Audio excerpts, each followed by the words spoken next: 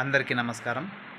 ఈరోజు రంగారెడ్డి జిల్లా షాద్నగర్ పట్టణానికి చెందిన రిటైర్డ్ టీచర్ గారు దయానందం కోట్ల గారు రచించిన అమ్మ మీద ఒక సీస పద్యం ఎంత అద్భుతంగా రచించారో దానిని మీ ముందు ఉంచే ప్రయత్నం చేస్తున్నాను.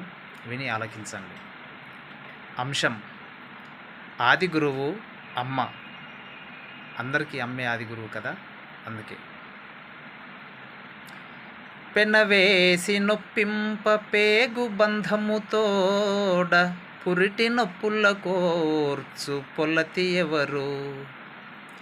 పెనవేసి నొప్పింప పేగు బంధముతోడ పురిటి నొప్పుల కోర్చు పొలతి ఎవరు. పుట్టినదాదిగా ముద్దులను సగుచు లాలించి పాలించు లలన ఎవరు. పుట్టినదాదిగా ముద్దులను సగుచు లాలించి పాలించు లలన ఎవరు. పెద్దవాడెనంతైన పిన్నవాడెనంచు. పెద్దవాడెంతైనా పిన్నవాడెనంచు ఒడిజేర్చి సాంత్వన మొసగునెవరు. కలకాలమే రీతి కష్టాలు పడకుండా.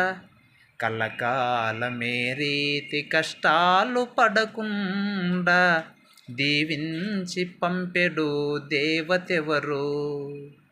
జన్మనిచ్చు జగతి చరితార్థులెవరు.